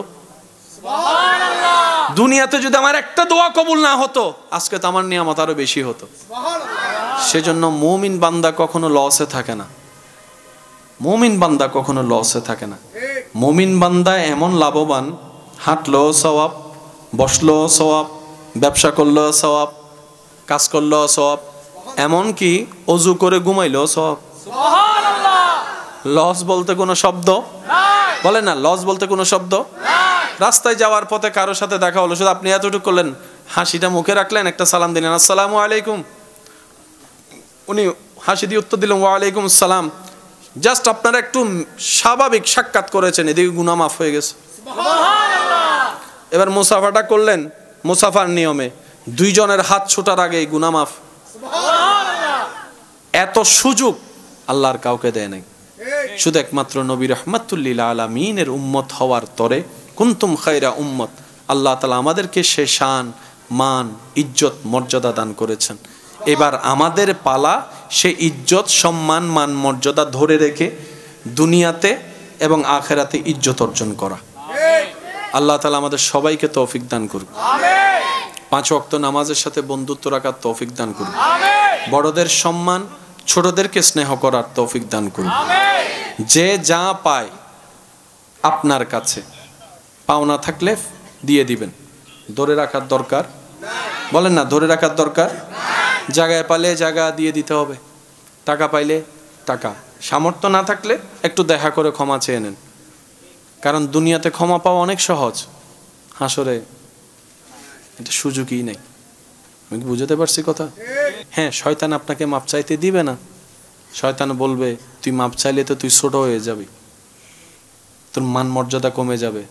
অথচ রসুল বলে আল্লাহু আকবার, আল্লাহু আকবার, যে ক্ষমা চায় তার ইজ্জত বাড়ে, যে ক্ষমা করে দেয় তার ইজ্জত আরো বাড়ে। ক্ষমা চাওয়াটা যেরকম চ্যালেঞ্জিং, ক্ষমা করাটাও বড় চ্যালেঞ্জিং। আমি বলি নাই 5 বছর আগে কি করছস, আচ্ছা একই কথা যদি আল্লাহ বলে হাসরে,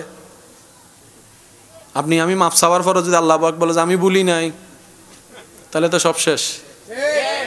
আমরা চাই আল্লাহ থেকে ক্ষমা পাওয়া, বলেন আমরা চাই আল্লাহ থেকে। আর সে আল্লাহ বলছেন তুমি আমার দিকে তাকিয়ে নিজের সমস্ত রাগ হিংসাকে পিছনে ফেলে আমি রবকে খুশি করার জন্য আমার দিকে তাকিয়ে আমার বান্দাকে মাফ করো।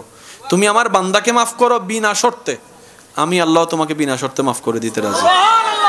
তো নিজে ক্ষমা পাওয়ার জন্য অন্যকে ক্ষমা করার দরকার আছে না নাই? এবার আপনারা বলেন, এক ছাদের নিচে আপনারা দুইজন থাকেন, কেউ কাউকে ক্ষমা করছেন না, কিন্তু আজীবন থাকাই লাগতেছে দুইজন, তো মাফ না করে লাভ কি হচ্ছে? থাকা তো লাগতেছে, দেখা তো হচ্ছে, মাফ না করে লাভ কি? করে দেন না মাফ। একবার মাফ করবেন, ওই মাফ করার অতীতের বিষয় নিয়ে আর কখনো কথাও আসবে না, মনে যতই আসুক মুখে আনবেন না। দেখবেন যে সব সমস্যা সমাধান করে দিবেন কে? আল্লাহ। বলেন না কে? আল্লাহ। আল্লাহ কি আমাদের উপর দয়া করে কি করে না? আমাদেরও উচিত নিজের দয়া নিজে অর্জন করে নেওয়া। এই আল্লাহর দয়া পাওয়ার হাজার মাধ্যমের একটা মাধ্যমের নাম নামাজ। আর একটু জোরে সুবহানাল্লাহ। নামাজ পড়লে শান্তি বাড়ে, নামাজ পড়লে ব্রেনে রিল্যাক্সিং হয়, নামাজ পড়লে শরীরে একটা আলাদা শক্তি হয়, নামাজ পড়লে চিন্তা শক্তির পবিত্রতা আসে, নামাজ পড়লে মন শান্ত হয়, নামাজ পড়লে মনের মধ্যে ভালোবাসা মায়া বেড়ে যায়, নামাজ পড়লে ঘুমটা ভালো হয়, নামাজ পড়লে খাবার দ্রুত হজম হয়, নামাজ পারফেক্টলি পড়তে জানলে হাঁটু এবং কোমরের যে শারীরিক যে হাড্ডির ব্যথা ওগুলো আস্তে আস্তে নিরাময় হয়, নামাজ পড়লে আপনার ঝগড়া করতে ইচ্ছা করে না, নামাজ পড়লে ক্ষমা করতে ইচ্ছা করে, নামাজ পড়লে মানুষের উপর দয়া করতে ইচ্ছা করে, নামাজ পড়লে অন্যের দোষ গোপন রাখতে ইচ্ছা করে, নামাজ পড়লে নম্র ভদ্র হয়ে চলতে ইচ্ছা করে। অর্থাৎ আল্লাহর পছন্দের গুণ যা, সত্যিকারের ভালোভাবে নামাজ যদি আমরা পড়তে পারি সব গুণ আমাদের ভিতর দান করে দিবেন। ইন্নাস সালাত তানহা আনিল ফাহশাই ওয়াল মুনকার, ওই নিয়ামত আল্লাহ আমাদের সবাইকে দান করে দিবেন। বলেন সুবহানাল্লাহ। পড়ার দরকার আছে না নাই? আছে। হালিয়ে জুমা আছে না? আছে। হরাহাত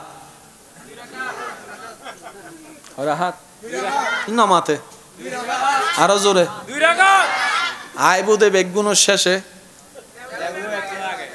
হই ফেলি আর কেন জোর হ না তো কেন হই আইবুদে বেগুনের শেষে যাইবুদে বেগুনের আগে ইতে 5G গুদুত্তন স্পিডে জোরে ঠিক হয় না? ঠিক খুতবা নুনি না নুনিও বন্ধুরা হদ্দটা একামত দিলে আর মিস কল দিস আছে না? আছে।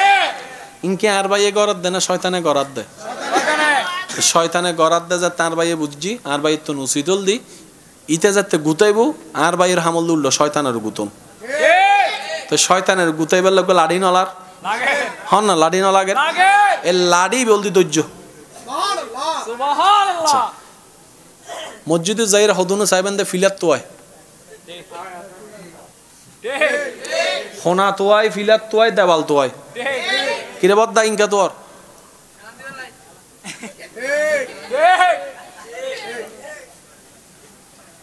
ইধর হতে গিয়া হদ বাসা ছিল কা ডাহাই দিস হবাদ্দা উজু আছে না নাই চাইও না নাকি বুঝাতে পারলাম না? যদি এদুর ঘুমাই যে তুই ডলি ভরি গিয়ে তোমার খবর নাই তোর উজু নাই নাকি বুঝাতে পারলাম না বাজান হতা তোই আর আতুন যারাতুন জান্নাতর দরকার আছে, মাঝে মধ্যে কেনা নিজের জীবনত ব্যারেক লাগানোর দরকার আছে, বান্দা চেষ্টা করলে সাহায্য করিব দহনে আল্লাহ এখানে জোর হন না আল্লাহ। অনারান্ডে মসজিদে আজান দেয় হটাই জুমার আজান 12টা 10-15 আর কি 20-এর ভিতর দি ফেলাই হয় না? এরপরে আরো জোরে আল্লাহ যতক্ষণ দয়া করে তকরির করে না, এরপরে খুতবা দেয় না, নামাজের বিরতি দিয়ে রে তারপরে খুতবার পরে নামাজ হয়, নামাজ পরে বাদাল জুমা আছে না নাই? বেগিন শেষ করি বাড়িতে বাইতে হয় দেন এই 1 ঘন্টা আল্লাহ দিতে এদিন কিপটামি কবু কবু কবু হদুনে সাই নজরুল যদি ওয়াইজ করতে কেন দেরি করে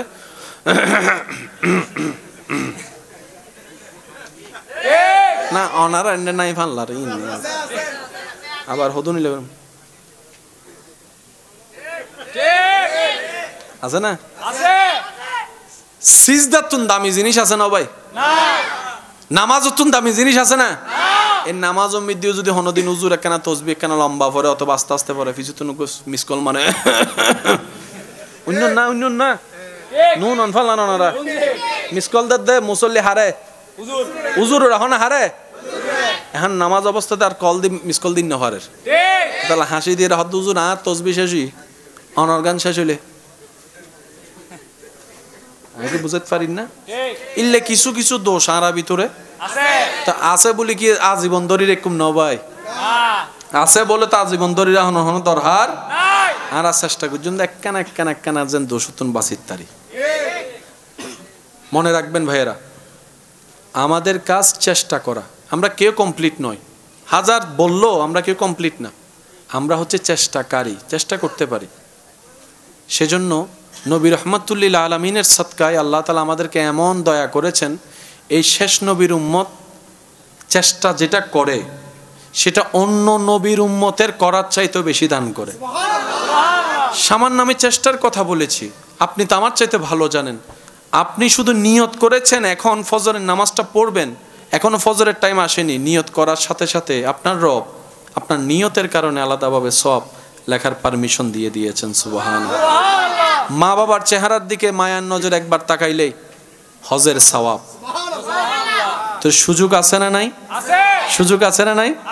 আল্লাহ তাআলা আমাদেরকে এই নিয়ামতগুলো নিয়ে ধৈর্যের সাথে সহ্যের সাথে হাসি মুখে অন্যের মুখে হাসি ফুটানোর চেষ্টা করে, বিনা স্বার্থে মানুষের উপকার করার চেষ্টা করে চলার চেষ্টা করার, ইবাদত করার আল্লাহ আমাদের তৌফিক দান করুন। রহমাতুল লিল আলামিন নবীর ওয়াফাদার উম্মত, আল্লাহ তাআলার ওয়াফাদার বান্দা বনে দুনিয়াতে যতদিন থাকবো আমরা যেন আপন আপন জায়গায় মান সম্মান ইজ্জতের সাথে ঈমানের সাথে বাঁচতে পারি। আল্লাহ তৌফিক দান করুন। আমরা যেন ইজ্জতের সাথে ঈমানের সাথে শেষ মুহূর্তে হাসি মুখে কালিমা পড়ে ঈমানের সাথে দুনিয়ার থেকে যেতে পারি, এরকম নসিব আল্লাহ আমাদেরকে সবাইকে দান করুন। হাসরের ময়দানে আরশের নিচে ছায়া যেন আমাদের ভাগ্যে জোটে, নবী রাহমাতুল লিল আলামিনের সুপারিশ পাওয়ার যোগ্য যেন আমরা হয়ে যেতে পারি। আল্লাহ আমাদের সেই তৌফিক দান করুক। একবার দরুদ শরীফ পড়ি। আল্লাহুম্মা সাল্লি আলা মাওলানা ওয়া আলা আলি সাইয়্যিদিনা মাওলানা আল্লাহুম্মা সাল্লি আলা মাওলানা মুহাম্মদ ওয়া আলা আলি সাইয়্যিদিনা মাওলানা। উচ্চ আওয়াজ একবার বলি আলহামদুলিল্লাহ। আমি খুব দ্রুত গতিতে আগাবো। আমি চাইবো আপনারা প্রত্যেকটা শব্দ ক্যাচ করার চেষ্টা করবেন, কারণ অল্প সময়ে আমাদেরকে অনেক দূর পথ যেহেতু যেতেই হবে। নিজের ভালো পাগলও বুঝে, নিজের ভালো পাগলও বুঝে। আমাকে আমার লাভ চিন্তা করতে হবে, আপনাকে আপনার ভালো লাভ চিন্তা করতে হবে। কু আনফুসাকুম আম্মা বা'দ ফাউযু বিল্লাহি মিনাশ শাইতানির রাজিম বিবারাকাতি বিসমিল্লাহির রহমানির রহিম। ইন্নাল্লাহা ওয়া মালাইকাতাহু ইউসাল্লুনা আলান নবী ইয়া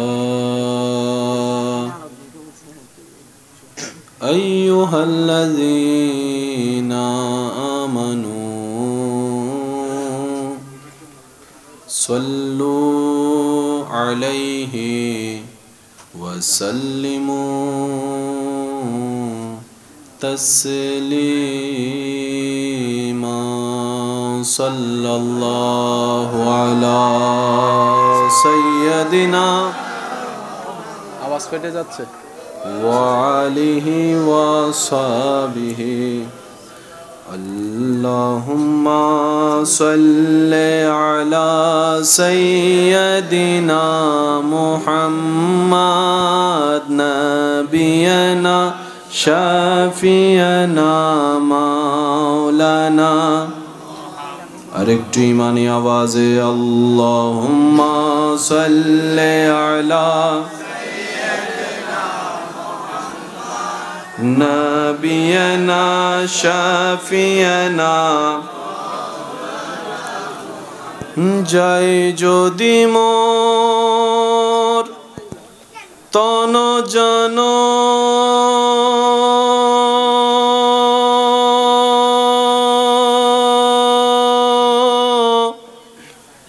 এতে নাই মোর ভাবনা, যতদিন থাকবে প্রাণ নবীজিকে ভুলব না। আল্লাহুম্মা সাল্লি আলা নাবিয়ানা শাফিয়ানা। দরুদ পড়ো, দরুদ পড়ো,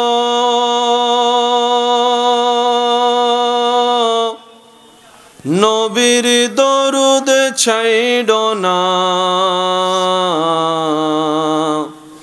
দরুদ সালাম না পড়িলে ঈমান তাজা হইবে না। আল্লাহুম্মা সাল্লি আলা নবিয়না শাফিয়ানা আল্লাহু আল্লাহু আল্লাহু আল্লাহ আল্লাহু আল্লাহু হু আল্লাহ। আর একটু প্রেমের আওয়াজে আল্লাহু আল্লাহু আল্লাহু আল্লাহু আল্লাহু আল্লাহ। الصبح بدا من طلعته والليل جامع وفراته الله الله الله الله الله الله كنز الكرام مولى النعم هادي الأمم لشريعته الله الله الله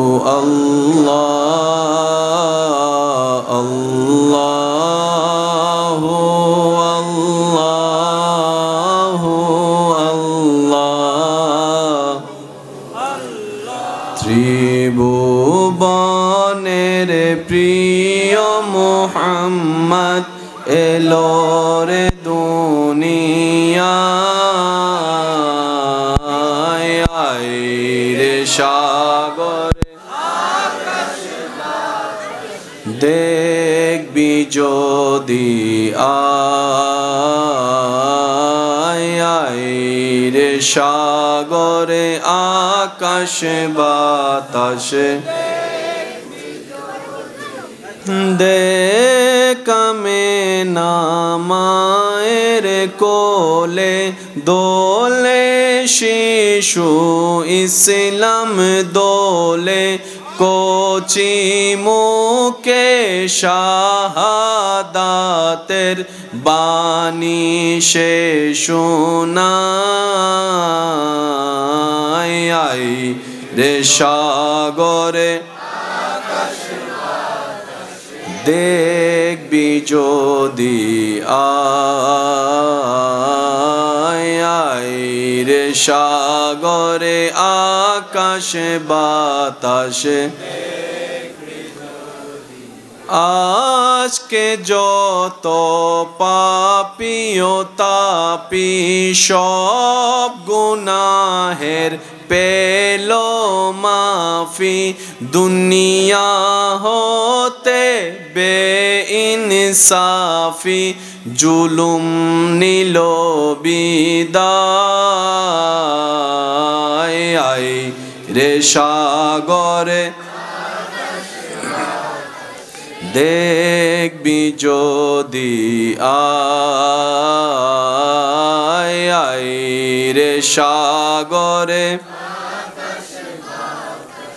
দেখবি যদি আয়। শেষবারের মতো যার যত শক্তি আছে মোহাব্বতের ইমানি আওয়াজে সবাই মিলে একই আওয়াজে ত্রিভুবনের আগের মতো করে দেন। এলো রে দুনিয়ায়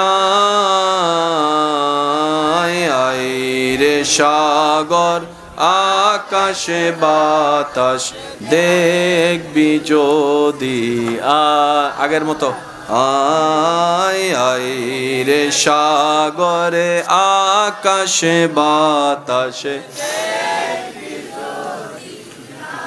অধ্যকার চাঁদ মিয়া বাড়ি জামে মসজিদ যুব ও তরুণ সমাজ কমিটির আয়োজনে এলাকাবাসীর আন্তরিক ভালোবাসা মহাব্বতে ও সহযোগিতায় আজকের এই আয়োজিত প্রথমতম বার্ষিক ঈদে মিলাদুন্নবী সবাই বলি সাল্লাল্লাহু আলাইহি ওয়াসাল্লাম মাহফিলের মান্যবর মেহমানে আলা রৌনকে মিল্লাত রৌনকে আহলে সুন্নাত হযরতুল আল্লাম জনাব মাওলানা মুহাম্মদ নিজামউদ্দিন নিজামী সাহেব মাদ্দাজিল্লুহুল আলী আজকের মাহফিলের সম্মানিত মান্যবর প্রধান আলোচক রৌনকে আহলে সুন্নাত রৌনকে মিল্লাত হযরতুল আল্লাম হাফেজ মাওলানা মুহাম্মদ হাসান সাহেব মাদ্দাজিল্লুহুল আলী খেদমত নিবেদন করেছেন।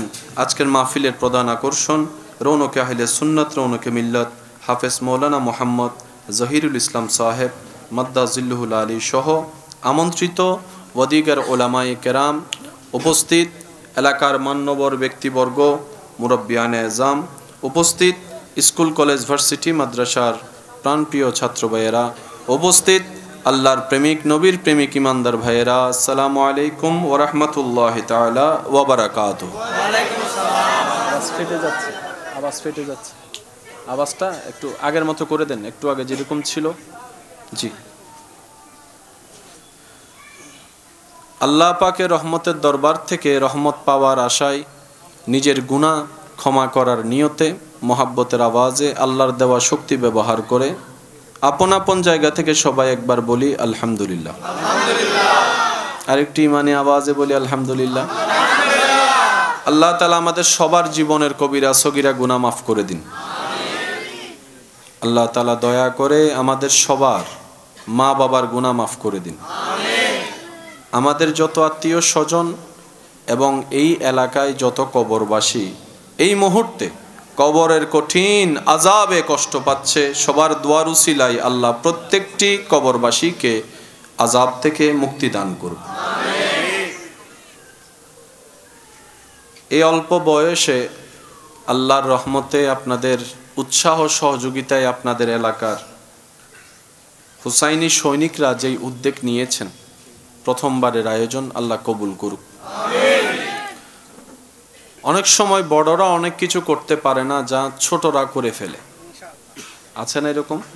একটু রিপ্লে দিতে হবে আমাকে, আছে না? এগুলা আল্লাহ তাআলার বড় হিকমতের একটা অংশ। আমরা অনেক সময় আমাদের চিন্তাধারার নিয়মের ভিতরে সবকিছুকে ভাবতে চেষ্টা করি, বড় হলে পারবে, ছোটরা পারে না, এরকম অনেক কাজ আছে। কিন্তু রব্বুল আলামিন যখন দয়া করে তখন একটা ছোট্ট পিঁপড়াও বিশাল আকারের হাতিকে শোয়াই দিতে পারে। একটু আওয়াজ দেন। তা আল্লাহ পাক ওনাদের এই খেদমত কবুল করুক। চলার পথে, আয়োজনের পথে অনেক ভুলভ্রান্তি হবে, এটাই স্বাভাবিক। যে কোনো কাজ করতে গেলে ভুল হবেই, এটা স্বাভাবিক, এটা বড়দেরই হয়। তো বড়রা যারা আমরা আছি, আমরা যেন ছোটদেরকে মাথায় হাত বুলিয়ে দিয়ে ভুলগুলোকে শুধরে দেওয়ার চেষ্টা করতে পারি, কোনো বদনামে যেন আমরা না যাই।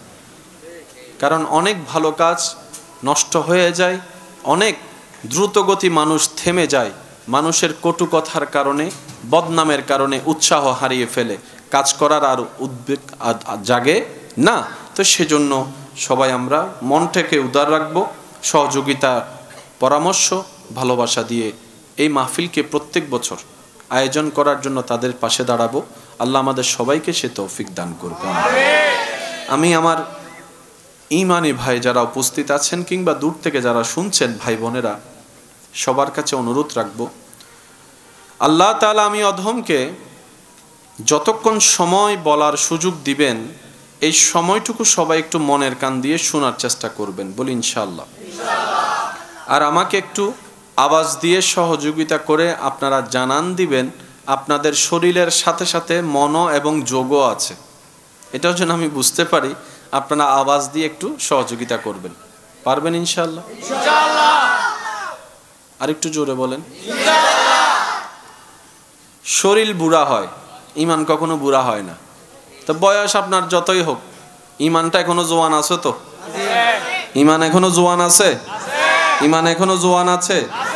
ওই যৌবনের শক্তি লাগায় একবার বলেন মারহাবা। এতক্ষণ পর্যন্ত যা তাকরিরাত হয়েছেন, আল্লাহ হুজুরদের এলমে, হায়াতে, রিজিকে, ইজ্জতে, সর্বদিকে মদিনাওয়ালার সদকায় বরকত দান করুক। আমরা যারা শুনেছি আল্লাহ তাআলা আমাদের সবাইকে আমল করার তৌফিক দান করুক, আমিন। বুঝলে অনেক কিছুই সহজ হয়ে যায়, না বুঝে তর্ক করলে সময় নষ্ট ছাড়া কিছুই হয় না। এই কথায় একমত আছেন আপনারা?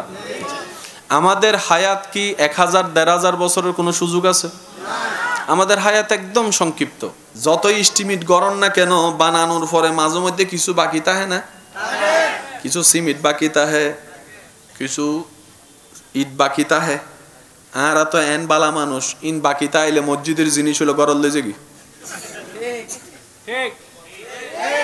নাই বাংলার গড় হার জিনিস হার লইছে দান করত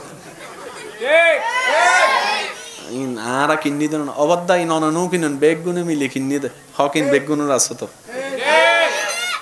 তাইলে ইন বেশি রে মসজিদের ফান্ড টেন জমা করি তো বেগ জিনিস কি বেগুন হাইতে পারিব না? সম্ভব না। কেন? বুঝি বুঝি চলাইলে জীবন সহজ, কঠিন ন হাবন্য হন একবার হন আলহামদুলিল্লাহ।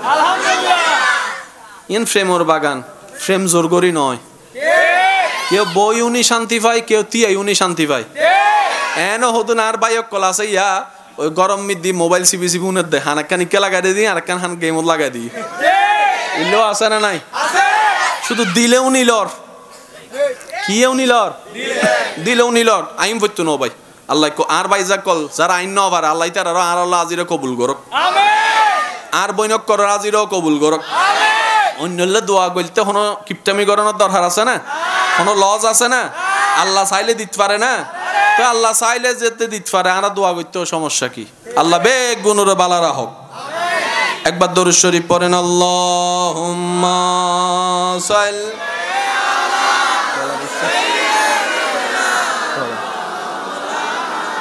মুহাম্মাদ ওয়া আলা আলিহি।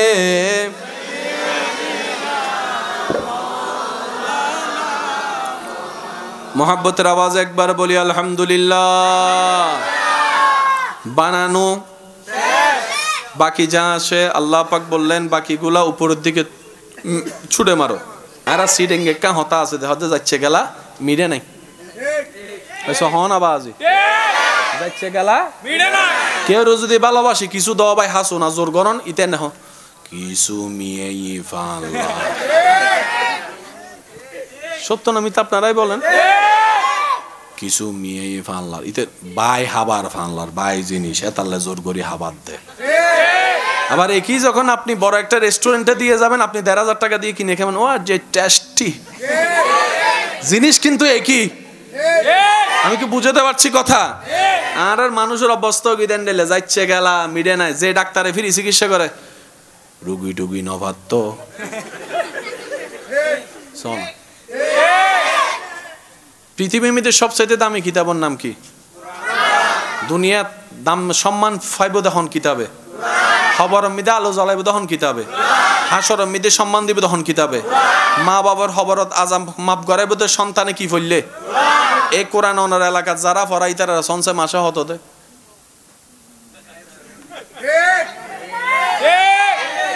টিয়া বড় জিনিস নয়, সম্মান আনার হতা হইতে। আর জিবে সায়েন্স পড়াই সপ্তাহে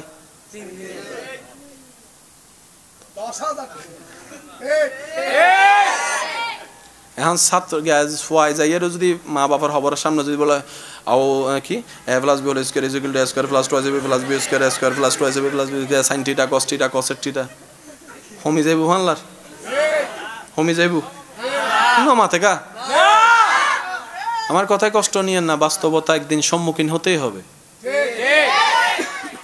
কত ভালো লাগে আমার নূর নবীর নাম, আরো ভালো লাগে সালাম। কত ভালো লাগে আমার নাম, আরো ভালো লাগে নবীর দরুদ সালাম, নবীর দরুদ সালাম, নবীর সালাম। আল্লাহুম্মা সাল্লি আলা সাইয়্যিদিনা মুহাম্মাদিন, আল্লাহুম্মা